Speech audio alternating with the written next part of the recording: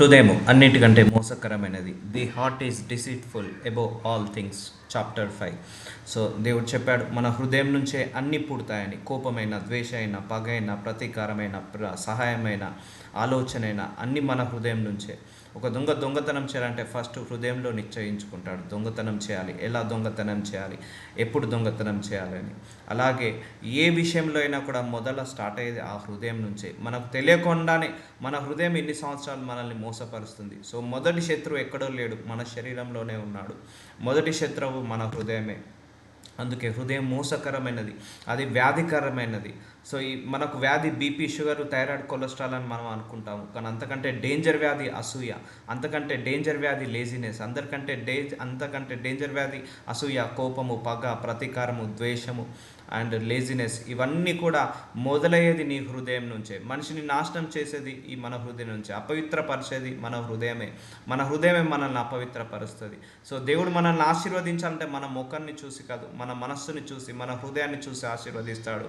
మనం పరలోకానికి వెళ్ళాలంటే నువ్వు ధనవంతుడు అని పరలోకానికి వెళ్ళవు, ఐశ్వర్యవంతుడని నువ్వు పరలోకానికి వెళ్ళవు. సో నీ హృదయాన్ని బట్టే ఆయన పరలోకానికి తీసుకెళ్తాడు. మన హృదయమే మన పరలోకానికి తీసుకెళ్తుంది. పరలోకంలో అందరూ కూడా శుద్ధ హృదయాలు ఉంటారు, ఎలాంటి కల్తీ లేని హృదయం లాగా ఉంటారు. సో మనం ప్రార్థించుకోవాలి. మన హృదయం నుంచే పుట్టే ఆ బలహీనతల నుంచి మనం విడుదల పొందుకోవాలని ప్రార్థించుకోవాలి. కొన్నిసార్లు మనకు తెలియకనే మన హృదయం బాధపడుతుంటుంది. మనం చేసుకొని ప్రార్థించుకోవాలి. అయ్యా, నా హృదయం ఎందుకు బాధపడుతుందో తెలియట్లేదు, ఆ బాధను తీసేయి ప్రభు అని ప్రార్థించాలి. నా హృదయం దుఃఖంతో నిండుకుంది ప్రభువ, ఆ హృదయాన్ని తీసేయి ప్రభువ. నా హృదయంలో హ్యాపీనెస్ పెట్టండి, నా హృదయంలో సంతోషాన్ని పెట్టండి, నా హృదయంలో నీతిని పెట్టండి, నా హృదయంలో పరిశుద్ధతను పెట్టండి, దీర్ఘశాంతాన్ని పెట్టండి, పవిత్రతను పెట్టండి, మంచితనాన్ని పెట్టండి. ఇదన్నీ మనం ప్రార్థించుకుంటేనే మనకు దక్కుతుందండి. లేకపోతే మనంగా మంచితనంగా మారలేము, నీతిమంతులుగా మారలేము, పరిశుద్ధులుగా మారలేము. సో ప్రార్థించుకుంటే 1 year కావచ్చు, 2 year కావచ్చు, 5 year కావచ్చు. సో ఒక రోజు వచ్చే వరకు మనము స్వభావం మార్చుకుంటాము, మెల్లిమెల్లిగా మారుతుంటుంది. ఎందుకంటే 30-40 సంవత్సరాల నుంచి మన పాత స్వభావాన్ని తీసేయమంటే ఓవర్ నైట్లో మనం తీసేయలేము. మనం ఆలోచించే విధానాన్ని తీసేయమంటే ఓవర్ నైట్లో తీసేసుకోలేము. సో అందుకే మెల్లిమెల్లిగా మార్చుకోవడం జరుగుతుంటుంది. సో అందుకే మన హృదయము దేవుడి చిత్తానుసారంగా ఉండాలి, దేవుడికి ఇష్టమైనట్టుగా ఉండాలి. సో మనకి ఇష్టమైనట్టుగా కాకుండా దేవుడికి ఇష్టమైనట్టుగా ఉండాలని దేవుడు వాక్యం ద్వారా లాస్ట్ వీక్ అంతా మాట్లాడాడు. సో మన హృదయాన్ని చూసి ఆయన పరిశీలిస్తాడు. చూద్దాం ఈరోజు వాక్యం ద్వారా దేవుడు ఏం మాట్లాడబోతున్నాడు. 1 సామెయలు 16వ అధ్యాయము 7వ వచనము. అయితే యెహోవా సామెయల్తో ఇలాగా సెలవిచ్చెను. దేవుడు సామెయల్తో మాట్లాడుతున్నాడు. ఏమని? అతని రూపమును, అతని ఎత్తును లక్ష్య పెట్టకుము. సో దేవుడు ఏమంటున్నాడు సామెయల్తో? ఎవరి రూపాన్ని, ఎవరి లక్ష్యాన్ని లక్ష్య పెట్టకు. మనుషులు లక్ష్య పెట్టిన వాటిని యెహోవా లక్ష్య పెట్టాడు. సో మనుషులు ఏం చూస్తారు? హెయిర్ని చూస్తారు, హెయిర్ స్టైల్ చూస్తారు, ఏం గ్లాసెస్ వాడుతున్నారు, ఏ వాచ్ చేసుకున్నారు, ఆ బ్రాండ్ ఏంటిది, and A colour, and A dress, ఆ డ్రెస్ బ్రాండ్ ఏంటిది, ఆ డ్రెస్ కలర్ ఏంటి, అండ్ షూ ఏంటి, ఆ షూ బ్రాండ్ ఏంటిది, వాటి కలర్ ఏంటిది, ఆ పట్టు చీర ఏంటిది, వాటి బ్రాండ్ ఏంటిది, వాటి కలర్ ఏంటిది, ఎంత కాస్ట్. సో మనిషి ఎప్పుడైనా పై రూపాన్ని చూస్తాడు. కానీ దేవుడు ఏమంటున్నాడు? మనిషి రూపాన్ని చూస్తాడు కదా, నేను పై రూపాన్ని పట్టించుకోను. నువ్వు ఏ డ్రెస్ వేసుకున్నావో నాకు సంబంధం లేదు, నువ్వు ఏ నగలు పెట్టుకున్నావో నాకు సంబంధం లేదు, ఏ చీర కట్టుకున్నావో నాకు సంబంధం లేదు. సో అతని రూపమును, అతని ఎత్తును లక్ష్య పెట్టకు. మనిషి ఏమో చూస్తారు, వీడు మంచి హైట్ ఉన్నాడు, తెల్లగా ఉన్నాడు, నల్లగా ఉన్నాడు, లేకపోతే పొట్టిగా ఉన్నాడు, లావుగా ఉన్నారు, లేకపోతే బాగా ఉన్నాడు, బాగలేడు, ఇలా ఎన్నో రకాలుగా మనిషి పై రూపాన్ని చూసి జడ్జ్ చేస్తుంటా అంటాడు. పై రూపాన్ని చూసే డిసైడ్ చేస్తారు. సో మంచిగా కనపడితే ఓహో వీడు ఆస్తిపరుడు, గౌరవం ఎక్కువ ఇవ్వాలి. సో సరిగా బట్టలు వేసుకోకపోతే వీళ్ళు ఏం లేని వాళ్ళు, గౌరవం తక్కువ ఇవ్వాలి. సో మనిషి యొక్క హృదయంతో సంబంధం లేదు. నీ హృదయంలో నీతి ఉన్నదనుకో, నీ నీతి నాకేం అవసరం లేదంటారు. నా హృదయంలో పరిశుద్ధత ఉంటే నీ పరిశుద్ధత నాకేం అవసరం లేదంటారు. నీ హృదయంలో పవిత్రత ఉంటే ఆ పవిత్రత నాకేం అవసరం లేదంటారు. సో అవన్నీ కూడా మనిషి మా నీతిని చూడడు, పరిశుద్ధతను చూడడు, జస్ట్ పైన రూపాన్ని చూస్తాడు. వేసుకునే బట్టలు, వేసుకునే బ్రాండ్, వేసుకునే ఆ హెయిర్ స్టైల్, డ్రెస్సింగ్ స్టైల్, వీటిని చూస్తాడు, కలరు చూస్తాడు. కానీ దేవుడు మాత్రం క్యారెక్టర్ని చూస్తాడు, దేవుడు మాత్రం హృదయాన్ని చూస్తాడు. ఆ హృదయంలో ఎంత కల్తీ ఉంది, ఆ హృదయంలో ఎంత మోసం ఉంది, ఆ హృదయంలో ఎంత ద్వేషం ఉంది, ఆ హృదయంలో ఎంత పగ ఉంది, ఆ హృదయంలో ఎంత ప్రతీకారం ఉంది, ఇవే చూస్తుంటా అంటాడు దేవుడు. సో అతని రూపమును అతని ఎత్తును లక్ష్య పెట్టకము. మనుషులు లక్ష్య పెట్టిన వాటిని యెహోవా లక్ష్య పెట్టాడు. చూసారా, మనుషులు దేన్నైతే కన్సిడర్ చేస్తాడో దేవుడు వాటిని కన్సిడర్ చేయడు. నేను అతన్ని త్రోసివేసి ఉన్నాను. మనుషుల పై రూపమును లక్ష్య పెట్టుదురు కానీ యెహోవా హృదయంను లక్ష్య పెట్టును. చూసారా, దేవుడు మన హృదయాలను యాక్సెస్ తీసుకున్నాడు. జూమ్లో పరిశీలిస్తున్నాడు ప్రతి ఒక్కరి హృదయం కూడా. ఏ హృదయం యథార్థంగా ఉంది, ఏ హృదయం వివేకంతో ఉంది, ఏ హృదయంలో మంచితనం ఉంది, ఏ హృదయంలో దీర్ఘశాంతం ఉంది, ఏ హృదయంలో పవిత్రత ఉంది, ఏ హృదయము నాకు అనుకూలంగా ఉందని దేవుడు ఏం చేస్తున్నాడు, పరిశీలిస్తున్నాడట. ఆ రోజు దావీదు గురించి దేవుడు చెప్తున్నాడు, దావీదు యొక్క హృదయం చాలా బాగుంది నాకు, అందుకే నేను ఆయన రాజుని చేయబోతున్నాను అని చెప్తున్నాడు. సో ఆ గొర్రెలు కాచుకునే వ్యక్తిని దేవుడు ఏం చేస్తున్నాడు, అభిషేకించి రాజుగా మారుస్తున్నాడు తన ప్రజల మీద. సో ఆ హృదయాన్ని చూస్తున్నాడు దేవుడు. సో ఆనాడు దావీదు హృదయాన్ని చూసిన దేవుడు, సొలొమోన్ హృదయాన్ని చూసిన దేవుడు, అండ్ అబ్రహాం, యాకోబు, ఇస్సాకు హృదయాన్ని చూసిన దేవుడు, యోబుని, నోవాహు హృదయాన్ని చూసిన దేవుడు మన హృదయాన్ని చూడట్లేదా? చూస్తున్నాడు, పరిశీలిస్తున్నాడు.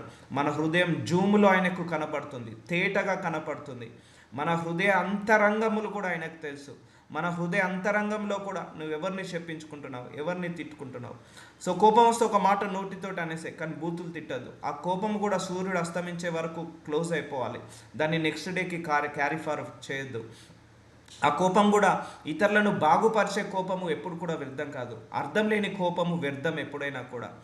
సో ఇప్పుడు ఒకరున్నారు, పిల్లలు చదవట్లేదు, సో ఒక మాట కోప్పడి దండించడం వల్ల వాళ్ళు బాగుపడతారు. లేకపోతే ఒక సంఘ కాపరిగా నేను ఒకరిని కోప్పడి దండించి వాళ్ళను సరైన మార్గంలో నేను తెప్పించాలి, అది నా బాధ్యత. ఆ కోపం వల్ల ఒకరు బాగుపడడంలో తప్పు లేదు, కోపడంలో. కానీ అర్థం లేకుండా కోపడడం వ్యర్థం. అర్థం లేకుండా కోపడడం ఎప్పుడైనా వ్యర్థం అని అంటాను.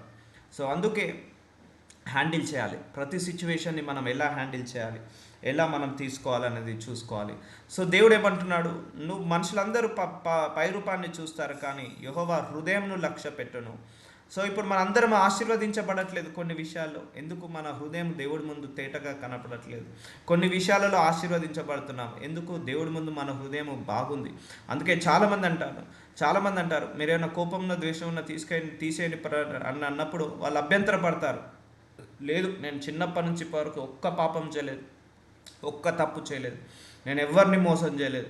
చాలామంది డైలాగులు కొడతారు, ఏమైనా తప్పులు, పొరపాట్లు, పాపాలు, దోషాలు ఏమైనా చేస్తే క్షమించమని అడగాలండి అని నేను ప్రార్థించాలి ఇలా అని అడిగినప్పుడు చాలామంది నాకు చెప్పిన సమాధానం ఇమ్మీడియట్గా, లేదు నేనే తప్పు చేయలేదు, లేదు నేనే పాపం చేయలేదు, లేదు నేను ఎవరి సొమ్ము ముట్టుకోలేదు, ఎవరి సొమ్ము తినలేదు. కానీ నువ్వు మనసులో ఒకరి మీద పగ పెట్టుకున్నావు, దేవుడి దృష్టికి అది నరహత్యతో సమానం. నువ్వు మనసులో ఒకరిని ద్వేషిస్తున్నావు, ఆ దేవుడి దృష్టికి అది పాపములతో సమానం. నువ్వు మనసులో ఒకరిని వ్యభిచారిస్తున్నావు అంటే నీ తలంపులతో, నీ మనసులో ఒకరితో చెడుగా ఊహించుకుంటున్నావు, దేవుడి దృష్టికి అది సమానం. అవును, నీ దృష్టికి నువ్వు తప్పు చేయకపోవచ్చు, కానీ దేవుడి దృష్టికి మనం ఎన్ని తప్పులు చేస్తున్నామో చూస్తే కొన్ని బుక్కులే ఉంటాయి ఆయన దగ్గర. మన తల వెంట్రుకలు ఎన్ని ఉన్నాయో మన దోషములన్నీ ఉన్నాయి. మన తల వెంట్రుకలు ఎన్ని ఉన్నాయో మన తప్పులు, మన పొరపాట్లు, మన దోషాలు, మన పాపాలు దేవుడి ముందు అన్నీ ఉన్నాయి. సో ఇప్పుడు అర్థమైందా మనిషి ఎక్కడ తప్పు చేస్తున్నాడు? మొన్న లాస్ట్ వీక్ చెప్పాడు దేవుడు, నువ్వు నరహత్య చేయాల్సిన అవసరం లేదు. మనసులో ఒకరి చావు కోరుకున్నా కూడా నువ్వు నరహత్య చేసినట్టే. నువ్వు చేతులతో ఎవరిని వ్యభిచరించాల్సిన అవసరం లేదు. నీ మనసులో ఆ ఆలోచన వచ్చినా కూడా నువ్వు వ్యభిచారితో సమానం అంటాడు దేవుడు. సో అంత స్ట్రిక్ట్గా ఫాలో కావాలి. సో దీనివల్ల మనసు ప్యూరిఫై ఉంచుకోవడం వల్ల దేవుడికి ఏమన్నా వస్తుందా, నాకేమన్నా వస్తుందా, మ్యాన్ ఆఫ్ గాడ్కి ఏమైనా వస్తుందా? లేదు. దేవుడు ఎవరి మనసు బాగుంటుందో వాళ్ళకే మనశ్శాంతి వస్తుంది, వాళ్ళకే దీర్ఘశాంతం ఉంటుంది, వాళ్ళకే దేవుడి యొక్క ఆశీర్వాదాలు, దేవుడి యొక్క ప్రత్యక్షతలు పొందుకోవచ్చు. సో అందుకే దేవుడు ఎప్పుడైనా కూడా హృదయాలను పరీక్షిస్తున్నాడట, హృదయాలను మాత్రమే కన్సిడర్ చేస్తున్నాడట.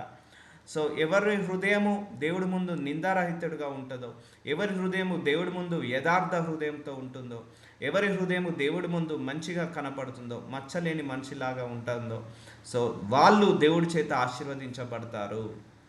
సో అందుకే ఒక మనిషి ఆశీర్వదించబడ్డాడు అంటే 100 కారణాలు ఉంటాయి, ఆశీర్వదించబడట్లేదు అంటే కూడా ఒక 100 కారణాలు ఉంటాయి. ఆ కారణాలు తెలుసుకొని మెల్లిమెల్లిగా ఒక్కొక్కటి తీసేసుకున్నప్పుడు మనం దేవుడి చేత ఆశీర్వదించబడతాము. సో మన హృదయం అంతా కరప్ట్ అయిపోయింది, మన హృదయం అంతా పొల్యూట్ అయిపోయింది. ఆ ప్రార్థన దేవుడి దాకా ముట్టదండి. ఎందుకంటే ఆయన చెవులు ఎప్పుడు కూడా భూలోకం అంతా సంచరిస్తుంటాయట, ఆయన కనులు సంచరిస్తుంటాయట భూలోకం అంతా కూడా. ఏ చెవులు ఎవరు ప్రార్థిస్తున్నారు, వాళ్ళ హృదయం ఎలాంటిది, సో ఏ హృదయం నుంచి ఏ ప్రార్థన వస్తుంది అనేది ఆయన సంచరిస్తుంటా అంటారు. వాళ్ళ హృదయ అంతరంగములను బట్టి దేవుడు కూడా ఆశీర్వదిస్తాడు. అందుకే మన తలంపులు, మన ఆలోచనలు, మన మనసులో ఉన్న ఆలోచనలు ఇవన్నిటిని కూడా క్లీన్ చేయమని ప్రార్థించుకోవాలి. సో చూద్దాము ఎవరు లక్ష్య పెడతారు, దేన్ని లక్ష్య పెడుతున్నాడు దేవుడు. సో హృదయమందు లక్ష్య పెట్టును. సో ద్వితీయోపదేశ కాండము 30 సమస్త జనముల మధ్యను వాటిని జ్ఞాపకం చేసుకొని నీ దేవుడైన యెహోవా వైపు తిరిగి అంటే ఏంటిది, మనస్సు తిరగాలి. నువ్వు కుడివైపు ఉన్నావు కదా, ఎడమవైపు తిరగడం కాదు, ఎడమవైపు ఉన్నప్పుడు కుడివైపు తిరగడం కాదు, నీ హార్ట్ దేవుడికి స్థానం ఇవ్వాలి. నీ మనస్సులో, నీ హృదయంలో దేవుడి మీద ఆ స్థానం ఉంచాలి. నేను నీకు ఆజ్ఞాపించిన సమస్తమును బట్టి నీ పూర్ణ హృదయంతో పూర్ణాత్మతో ఆయన మాట నీవును నీ సంతతి వారును వినినేడెలా. సో పూర్ణ హృదయంతో పూర్ణాత్మతో ఆయనను వెంబడించాలి, ఆయనను సేవించాలి, ఆయన వైపుకు తిరగాలి. సో ఇది అసాధ్యము, ప్రార్థించుకుంటే సమస్తము సాధ్యము. సో ఎందుకంటే దేవుడి యొక్క కమెండ్మెంట్స్లో ఇదొక కమెండ్మెంట్స్, నిన్ను పూర్ణ మనసుతో పూర్ణ హృదయంతో ప్రేమించండి, ఇష్టపడండి, సేవించండి, నన్ను ఫాలో కాండి అని అంటాడు. సో ఇది ఫాలో కావాలి, ఇది మనము ఫుల్ఫిల్ చేయాలి. అందుకే ప్రార్థించుకోవాలి. మనం ఎంత ప్రార్థించుకున్నా మన హృదయం మొత్తం లోకం వైపే తిరిగి ఉంటుంది. లోకం వైపు ఉన్న ఆశల వైపు, లోకం వైపు ఉన్న బాధల వైపు, లోకం వైపు ఉన్న చింత వైపు, లోకం వైపు ఉన్న ఆచారాల వైపే మన మనసు ఉంటుంది. కానీ మన మనసు దేవుడి మీదకి లగ్నం కావాలంటే ప్రార్థించుకోవాలి. పూర్ణ హృదయంతో, పూర్ణ మనసుతో, మిమ్మల్ని ప్రేమించే హృదయాన్ని, మిమ్మల్ని వెంబడించే హృదయాన్ని, మీ వాక్యాన్ని విని పాటించే హృదయాన్ని నాకు దయచే ప్రభువా అని ప్రార్థించాలి. అందుకే వాక్యం విన్నంత మాత్రాన ఆశీర్వదించబడము, నేను వాక్యము బోధించిన మాత్రాన ఆశీర్వదించబడను. ఎప్పుడైతే వాక్యాన్ని నేను ఫాలో అవుతానో అప్పుడే నేను బ్లెస్ అవుతాను. సో ద్వితీయోపదేశకాండం 30 ఈ ధర్మశాస్త్ర గ్రంథమందు రాయబడిన ఆయన ఆజ్ఞలను, కట్టడలను నీవు గైకొని నీ దేవుడైన యెహోవా మాట విని నీ పూర్ణ హృదయంతో పూర్ణాత్మతో నీ దేవుడైన యెహోవా వైపు మల్లునప్పుడు యెహోవా నీ పితరులందు ఆనందించినట్లు నీకు మేలు చేయుటకు నీ యందు ఆనందించి నీ వైపు మల్లును. చూసారా, ఎవరి హృదయము దేవుడి వైపు తిరుగుతుందో వాళ్ళ వైపు దేవుడు తిరుగుతాడట. ఎవరి హృదయం అయితే దేవుడిని వెతుకుతుందో వాళ్ళ వందు దేవుడు సంతోషిస్తారట. అయ్యో నన్ను వెతుకుతున్నారా, అయ్యో నన్ను ప్రార్థిస్తున్నారా, నా ఆజ్ఞలు, నా శాసనాలు, నా కట్టడాలను అనుసరిస్తున్నారా, ప్రేమిస్తున్నారా, ఇష్టపడుతున్నారా అని దేవుడు వాళ్ళ యందు సంతోషిస్తాడట.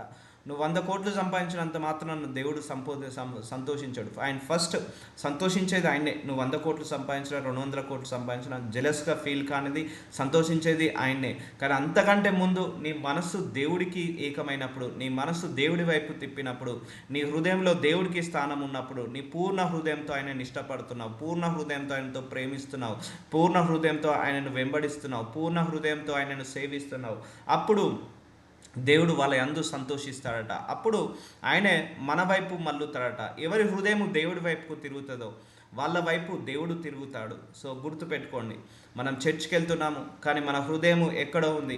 మనం బైబిల్ చదువుకుంటున్నాం, మన హృదయం ఇంకెక్కడ ఉంది? మనం ప్రార్థన చేస్తున్నాము, మన హృదయం ఎక్కడ ఉంది? మనం ఆరాధిస్తున్నాం, వర్షిప్ చేస్తున్నాం, హృదయం ఎక్కడ ఉంది? సో మనము ఏది చేసినా కూడా హోల్ హార్టెడ్గా, పూర్ణ హృదయంతో, పూర్ణ ఆత్మతో, పూర్ణ మనసుతో దేవుడి వైపుకు మనం తిరగాలి. అప్పుడు దేవుడి యొక్క ప్రత్యక్షత మనం చూస్తాము. అప్పుడు మనము దేవుడి వైపుకు తిప్పబడతాము, దేవుడు మన వైపు తిప్పబడతాడు. అప్పుడు నువ్వు ప్రార్థించు, నీకు తొందరగా జవాబులు వస్తాయి. యెహోషువ 22:5 అయితే మీ పూర్ణ హృదయంతోను పూర్ణ ఆత్మతోను మీ దేవుడైన యెహోవాను ప్రేమించుచు ఆయన మార్గములన్నిటిలో నడుచుకొనుచు ఆయన ఆజ్ఞలను గైకొనుచు ఆయనను హత్తుకొని ఆయనను సేవించుచు యెహోవా సేవకుడైన మోషే మీకు ఆజ్ఞాపించిన ధర్మశాస్త్రమును అనుసరించి నడుచుకొనుడి. సో దేవుడు కమెంట్మెంట్ పెట్టాడు, పూర్ణ హృదయంతో పూర్ణాత్మతో నన్ను ప్రేమించండి, నా వాక్యాలన్నిటినీ యాక్సెప్ట్ చేయండి, నా వాక్యాలన్నిటినీ చదువుకోండి, ఆ ఆజ్ఞలన్నిటినీ హత్తుకోండి. మీరు నన్ను హత్తుకోండి, ఆ వాక్యాలన్నిటిని కూడా మీ మనసులో పెట్టుకోండి. నువ్వు నాతో డీపర్ రిలేషన్షిప్లో ఉండండి, నాతో ఫెలోషిప్లో ఉండండి. అప్పుడు నీకు ఏది ప్రార్థించినా కూడా అది నీకు దక్కుతుంది. కాబట్టి యెహోవా దేవుడని నీవు చేసిన ప్రమాణమును, మేము నీకు ఆజ్ఞాపించిన ఆజ్ఞను నీవు గైకొనకపోతివేమి అని అడిగి, నీవు మా తండ్రి అయిన దావీదునకు చేసినట్టు నీ హృదయంలో మెదులుచున్న కీడంతయు. చూసారా, ఎక్కడ నుంచి మొదలవుతుందట కీడు?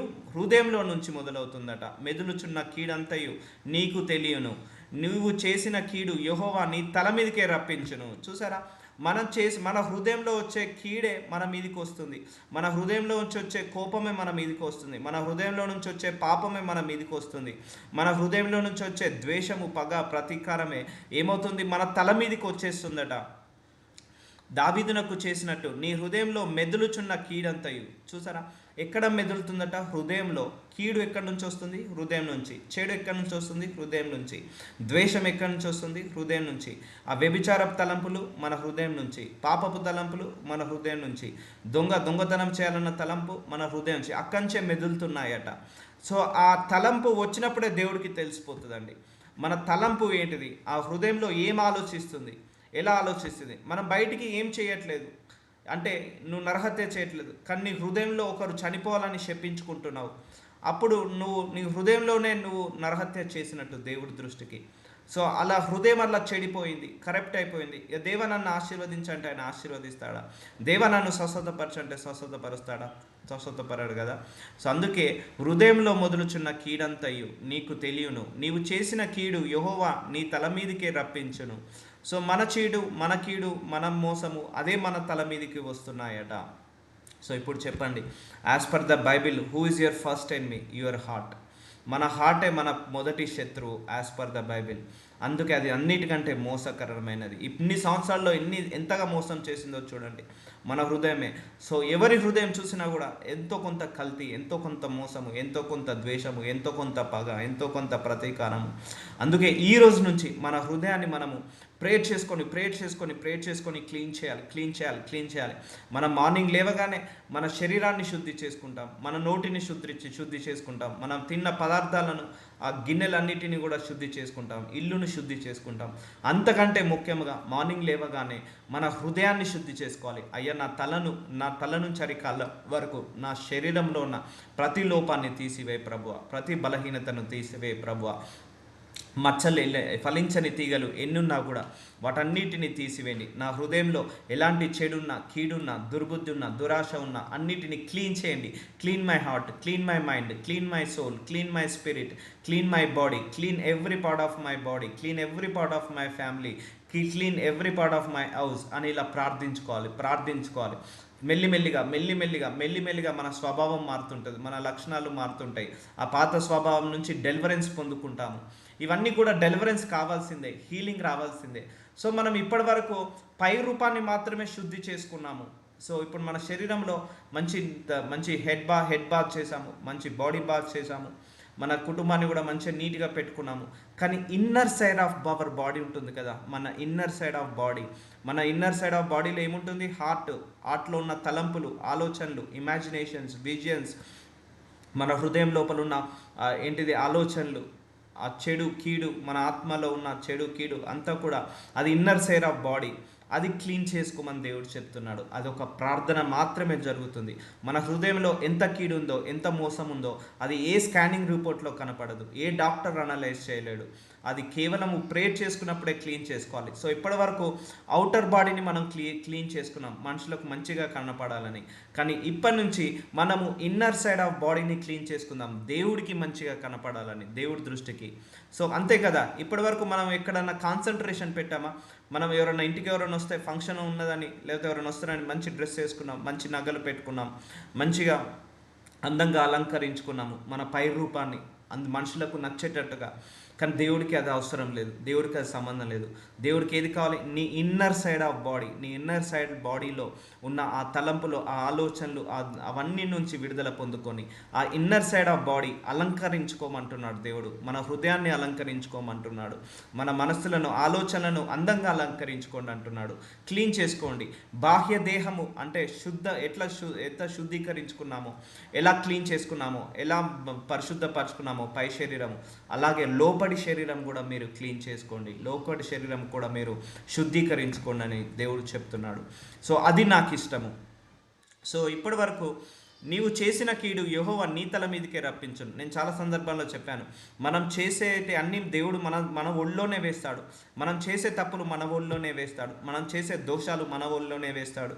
మనం చేసే పొరపాట్లు మన ఒళ్ళోనే వేస్తాడు. మనం చేసే తప్పులు మన ఒళ్ళోనే వేస్తాడు. సో మనం చేసేది ఏదైనా కూడా అది లాస్ట్కు మన నెత్తి మీదకి రావాల్సిందే. సో అందుకే డోంట్ బ్లేమ్ ఎనీవన్. ఎవరిని బ్లేమ్ చేయొద్దు, ఎవరిని బ్లేమ్ చేయొద్దు. సో కాబట్టి మనం 100% పర్ఫెక్ట్గా ఉండాలి అని ట్రై చేయాలి. సో దేవుడి దృష్టికి నిందారహితుడుగా, మచ్చలేని మనిషిలా ప్రార్థించుకోవాలి. అయ్యా, నా లోపల ఫలించని తీగలు ఏమున్నా కూడా తీసివే ప్రభువా. ఎన్నో ఉన్నాయి, మనందరి లోపల ఫలించని తీగలు ఎన్నో ఉన్నాయి. ఆల్మోస్ట్ ఒక 30-40 ఫలించని తీగలు ఉన్నాయి. మన ద్వేషము ఫలించని తీగ, మన కోపము మన ఫలించని తీగ, అసూయ ఫలించని తీగ, దురాశలు ఫలించని తీగ, దురాలోచనలు ఫలించని తీగ. మనం అనుకుంటున్నాం నేను కరెక్ట్గానే ఉంటున్నామని, కానీ దేవుడి దృష్టికి ఎన్ని తప్పులు చేస్తున్నామో మనకు తెలుసా? దేవుడి దృష్టికి ఎన్ని పొరపాట్లు చేస్తున్నామో తెలుసా? దేవుడి దృష్టికి ఎన్ని వ్యసనాలు, ఎన్ని పాపాలు చేస్తున్నామో తెలుసా? తెలియదు. చాలామందికి ఏమైనా తప్పులు, పొరపాట్లు, పాపాలు, దోషాలున్నా నన్ను క్షమించు ప్రభువా, నన్ను కడుగు ప్రభువా అని ప్రార్థించమన్నప్పుడు చాలామంది వాళ్ళ నోటితో వచ్చిన, నేను ఎవ్వరికి మోసం చేయలేదు, నేను ఎవరిని ఒక రూపాయి తినలేదు, నేను ఎవరిని అన్యాయం చేయలేదు అని చాలామంది నాకు ఇలా సమాధానం చెప్పాడు. కరెక్టే, నువ్వు మనుషుల ముందు నీకు అలాగే ఉంది, కానీ దేవుడి ముందు నువ్వు ఎన్ని తప్పులు చేసావో, దేవుడి ముందు ఎన్ని పొరపాట్లు చేసావో చూస్తే మన తల వెంట్రుకలు ఎన్ని ఉంటాయో దేవుడి ముందు కూడా అన్ని తప్పులు, అన్ని పొరపాట్లు మనందరికీ కూడా ఉంటాయి. కాబట్టి మనం చేసే కీడు దేవుడు ఏం చేస్తున్నాడు? మన తల మీదకే రప్పిస్తున్నాడట. చూద్దాము. 1 రాజులు 3:9 ఇంత గొప్పదైన నీ జనమునకు న్యాయము తీర్చగలవాడెవడు? కాబట్టి నేను మంచి చెడ్డలు వివేచించే నీ జనులకు న్యాయం తీర్చినట్లు నీ దాసుడైన నాకు వివేకము గల హృదయము దయచేయము. చూసారా, ఇక్కడ సొలొమోను అడుగుతున్నాడు, నేను రాజునయ్యాను, కానీ నీ బిడ్డలందరికీ నేను న్యాయం తీర్చాలి, కాబట్టి నాకు వివేకం గల హృదయము దయచేయము అడుగుతున్నాడు. అయ్యా, నాకు జ్ఞానము లేదు, జ్ఞానం ఇవ్వు. వివేకం లేదు, వివేకం ఇవ్వు. ఆనందం లేదు, ఆనందం ఇవ్వు. చూసారా, వివేక హృదయము, జ్ఞానంతో నిండిన హృదయము, అలాగే సంతోష హృదయము, ఆనందం అనే హృదయము, ఇవన్నీ అడగాలి. అడిగినప్పుడే ఇస్తాం. మనకు తెలియదు ఎందుకో బాధగా ఉంటాం. మనకు తెలియదు ఎందుకో బాధగా ఉంటాం. ఎందుకో తెలియదు భయం ఉంటుంది, ఎందుకో తెలియదు బాధ ఉంటుంది, ఎందుకో తెలియదు విచారణ ఉంటుంది, ఎందుకో తెలియదు మన హృదయంలో వేదన ఉంటుంది, శోధన ఉంటుంది, రోదన ఉంటుంది, యాంగ్జైటీ ఉంటుంది. సో ఇవన్నీ ఉంటాయి మనకు తెలియకుండానే మన హృదయంలో. అయ్యా, నాకు సంతోషం అనే హృదయాన్ని దయచేయండి, వివేకం గల హృదయాన్ని దయచేయండి, జ్ఞానం అనే హృదయాన్ని నాకు దయచేయమండి, నాకు సంతోష హృదయాన్ని దయచేయండి. అయ్యా, నాకు సంతోషం లేదయ్యా, నా హృదయంలో సంతోషము నాకు దయచేయండి. సో ఇవన్నీ దేవుడే ఇస్తాడండి.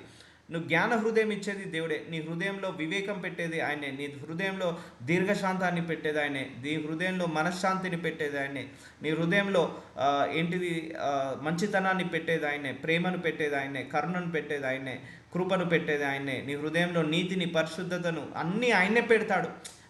మనము నీతిగా మారలేము, మనం పరిశుద్ధంగా మారలేము, పవిత్రంగా మారలేము. ఇప్పుడు ప్రార్థించుకోవాలి. మనం కంపల్సరీగా జాబ్ గురించి ఎలాగైతే ప్రార్థిస్తున్నామో, ఇల్లు గురించి ఎలాగైతే ప్రమోషన్ గురించి, హీలింగ్ గురించి, భవిష్యత్ గురించి ఎలాగైతే ప్రార్థించుకుంటున్నామో, కంపల్సరీగా మన హృదయం గురించి కూడా మనం ప్రార్థించుకోవాలి. అయ్యా, నా హృదయంలో ఎందుకో భయం ఉంది, మరణ భయం, ఆ మరణ భయాన్ని తీసేయి ప్రభువా, సంతోషాన్ని పెట్టు. నా హృదయంలో ఆందోళన ఉంది ప్రభువా, తీసేయి ప్రభువా, విచారణ ఉంది ప్రభువా, తీసేయి ప్రభువా. ఎందుకో నా హృదయం దుఃఖపడుతుంది, బాధతో నలిగిపోతుంది, ఆలోచనలన్నీ చెడు తలంపులు వస్తున్నాయి, తీసేసి పవిత్ర హృదయాన్ని నాకు దయచేయి ప్రభువా, శుద్ధ హృదయాన్ని నాకు దయచేయి ప్రభువా. ఇవన్నీ దేవుడు అడుగుతూనే ఇస్తాడండి. నీకు నువ్వుగా నీ హృదయాన్ని పవిత్రపరచుకోలేవు, నీకు నీవుగా నీ హృదయాన్ని నీతిమంతుడుగా మార్చుకోలేవు, నీకు నువ్వుగా నీ హృదయంలో మంచితనాన్ని పెట్టుకోలేవు. సో ఇవన్నీ కూడా దేవుణ్ణి అడిగినప్పుడు 1 year పట్టవచ్చు, 2 years పట్టవచ్చు, 3 years పట్టవచ్చు, 5 years పట్టవచ్చు. సో ఒకరోజు మనం వీటన్నిటి నుంచి డెలివరెన్స్ పొందుకొని హృదయంలో సంతోషం వస్తుంది, ఆనందం వస్తుంది, విచారణ పోతుంది, ఆ బలహీనతలు ఏమున్నా కూడా డెలివరెన్స్ పొందుకుంటాము. సో అందుకే మన శరీరానికి డెలివరెన్స్, హీలింగ్ ఎంత ఇంపార్టెంటో మన హార్ట్కి కూడా, ఎస్పెషల్లీ మన హార్ట్కి కూడా హీలింగ్ ఇంపార్టెంట్. కాబట్టి ప్రేర్ చేసుకోండి అందరూ కూడా. సో ఇక్కడ సొలొమోను అడుగుతున్నాడు, నేను రాజునయ్యాను, నాకు మంచి చెడ్డలు ఏంటియో తెలియదు ప్రభువా, నాకు న్యాయాన్ని తీర్చడానికి నీ దాసుడైన నాకు మంచి హృదయాన్ని, వివేకము గల హృదయాన్ని, అంటే మంచి నాలెడ్జ్. వివేకము అంటే ఏంటిది? జ్ఞానము, తెలివి, నాలెడ్జ్, ఎవరిని ఎలా హ్యాండిల్ చేయాలి, ఎలా మాట్లాడాలి, ఇవన్నీ కూడా కావాలి. నేను కూడా అడుగుతాను, ఇప్పుడు నేను మినిస్ట్రీ నడపాలంటే ఐ నీడ్ ఏ విజ్డమ్. నేను సంఘం నడపాలంటే నాకు విజ్డమ్ కావాలి, నాలెడ్జ్ కావాలి. నేను ఫ్యామిలీని హ్యాండిల్ చేయాలి, దేవుడు డైరెక్షన్లో నడిపించాలంటే నాకు విజ్డమ్ కావాలి, నాలెడ్జ్ కావాలి. నా సంఘాన్ని, నా సంఘ సభ్యులను, నా కుటుంబాన్ని నేను దేవుడు మార్గంలో నడపాలంటే నాకు జ్ఞానము కావాలి, తెలివి కావాలి. నేను అడుగుతాను దేవుణ్ణి, నీ ప్రజలందరినీ కూడా నీ డైరెక్షన్లో నడిపించే జ్ఞానం ఇవ్వు ప్రభు. ఆ హృదయాన్ని నాకు దయచేయండి. నా కుటుంబాన్ని నీ డైరెక్షన్లో, నా సంఘాన్ని, సంఘ సభ్యులందరినీ కూడా నీ డైరెక్షన్లో నడిపించాలి ప్రభు. ఆ జ్ఞానాన్ని నాకు ఇవ్వండి. నేను అడుగుతాను, I will ask God. Work విషయంలో డౌట్ ఉన్నప్పుడు, అయ్యా నాకు ఈ వర్క్ చేయగలిగే జ్ఞానాన్ని ఇవ్వండి, నాకు దీంట్లో నాకు తెలివి సరిగా లేదు, ఇంకా నాకు జ్ఞానం ఇవ్వండి. అడగడంలో తప్పు లేదు, జ్ఞానం అడగడంలో తప్పు లేదు, వివేకం అడగడంలో తప్పు లేదు, తెలివి అడగడంలో తప్పు లేదు. I will ask God. ఎందుకంటే ఆయన ప్రజలను ఆయన మార్గంలో నడిపించాలంటే అంత ఈజీ టాస్క్ కాదు. సో ఒక చిన్న వాక్యంలో కొంత చిన్న తప్పు దోషం చెప్పినా కూడా మళ్ళీ అది ఎక్కడికో వెళ్ళిపోతుంది. కాబట్టి ఇవన్నీ కూడా నేను అడిగి తీసుకుంటాను దేవుణ్ణి కూడా. నా మనసు కూడా తెలియదు, ఒక్కొక్కసారి బాధగా ఉంటుంది. నా చేయి పెట్టుకొని, అయ్యా నా హృదయం ఎందుకో బాధగా ఉంది, ఆ బాధను తీసేయి ప్రభువా. నా హృదయం ఎందుకో భయంగా ఉంది, అది తీసే ప్రభువా. నా హృదయంలో సంతోషం లేదు ప్రభు, అది పెట్టు ప్రభువా. నా హృదయం నీతి హృదయంగా పెట్టు ప్రభువా. పరిశుద్ధమైన హృదయంగా నాకు దయచేయి ప్రభువా. I will pray for that. నేను వీటి గురించి ఎక్కువగా ప్రేయర్ చేసుకుంటాను. ఈ లోక సంబంధమైన ఆశీర్వాదం కంటే ఎక్కువగా నేను ఇలా నీతిగా, పరిశుద్ధంగా, ఇంకా విశ్వాసం, నా హృదయంలో నీ మీద విశ్వాసం ఇంకా పెరగాలి ప్రభువా. సో ఇంకా మీ ముందు నేను నిందారహితుడిగా ఉండాలి, మచ్చలేని మనిషిలాగా ఉండాలి. నా హృదయంలో ఎలాంటి కోపము, ద్వేషము, పగ, ప్రతీకారము నా తీసేయి ప్రభువా, తీసేయి ప్రభువా. ఇలా నేను అన్నిటి గురించి ప్రార్థించుకుంటాను. ఎస్పెషల్లీ హార్ట్, ఎస్పెషల్లీ లోపాలు, నాలో ఉన్న లోపాలన్నిటిని తీసివేయి. నేను నీ చేత బల నమ్మకమైన మంచి దాసుడు అనిపించుకోవాలి. నీ చేత నువ్వు నీతిమంతుడవు, నీ చేత నేను పరిశుద్ధుడను, నీ చేత నేను పవిత్రుడను, దేవుడి నోటి చేత నేను అనిపించుకోవాలి. సో అలా నోవాహ్ లాగా, ఒక దావీదు లాగా నేను నీ హృదయానుసారంగా బ్రతకాలి. సో ఇవన్నీ కూడా టైం పడుతుంది. బట్ ఆశ కలిగి ఉండాలి, ఆకలి కలిగి ఉండాలి, దాహం కలిగి ఉండాలి. ఆయనలాగా మనం మారాలని, ఆయన స్వభావంలాగా ఉండాలని, మన హృదయం ఆయన ముందు మచ్చలేని మనిషిలాగా, మచ్చలేని హృదయంలాగా, ఆయన ముందు నిందారహితుడుగా అయిన హృదయంలాగా ఉండాలని ప్రేర్ చేసుకోవాలి. I will pray all of them. నేను మీకు బోధిస్తున్నానో అది నేను తప్పకుండా చేసిన తర్వాతనే మీకు బోధిస్తాను. ఓకే, చూద్దాము. సొలొమోను చేసిన ఈ మనవి ప్రభువునకు అనుకూలమాయను గనుక. సో దేవుడికి ఇష్టమైన ప్రార్థన, నా హృదయంలో ఉన్న ఏదున్నా తీసి వేసి నీ హృదయానుసారంగా నన్ను నడిపించు. నీ హృదయం ఎలాగుందో ప్రభువా, నా హృదయాన్ని అలాగా దయచేయని అలా మనవి చేసినప్పుడు దేవుడికి అనుకూలమైంది. సో ఎవరైతే హృదయాన్ని క్లీన్ చేయాలని ప్రార్థించుకుంటారో అది దేవుడికి ఇష్టమైన ప్రార్థన. నాకు డబ్బు కావాలి, ధనము కావాలి, ఐశ్వర్యం కావాలి, ప్రేయర్ చేసుకోవాలి. నేను కాదనను, వద్దనను, కంపల్సరీ ప్రేయర్ చేసుకోవాలి.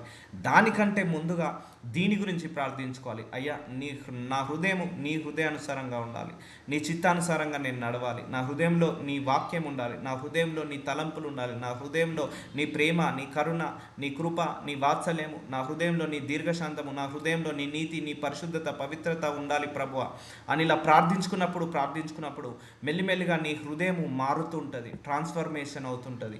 సో యేసయ్య హృదయం లాగా మారుతుంటుంది. సో ఇది దేవుడికి ఇష్టమైన అనుకూలమైన ప్రార్థన.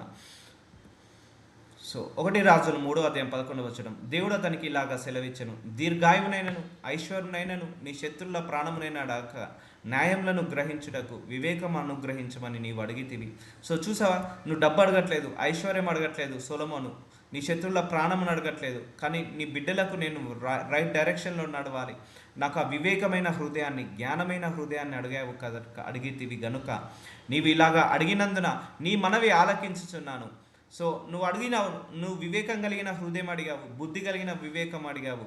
బుద్ధి వివేకములు గల హృదయమును నీకు ఇచ్చుచున్నాను. పూర్వీకులలో నీ వంటి వాడు ఒకడును లేడు, ఇక మీదట నీ వంటి వాడు ఒకడును ఉండడు. సో దేవుడు ఇస్తేనే అవుతుంది.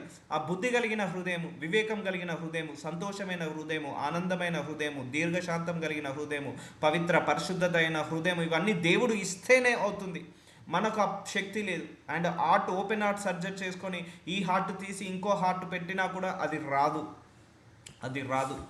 సో దేవుడి చేతిలోనే ఉంది ఈ మ్యాజిక్ చేయాలంటే. దేవుడి చేతిలో ఉంది మన హృదయాలను మార్చాలంటే, మన హృదయాలను ఆయన వైపుకు తిప్పాలంటే, లోకం వైపు ఉన్న హృదయం ఆయన వైపు తిరగాలన్నా, మన హృదయంలో జ్ఞానము, కొన్ని ఆలోచనలు, కొంతమంది డిసిషన్ మేకింగ్స్ బాగా తీసుకుంటారు, కొంతమంది ఆలోచనలు చాలా బాగుంటాయి, అదన్నీ దేవుడిచ్చిన గిఫ్ట్ అవన్నీ కూడా.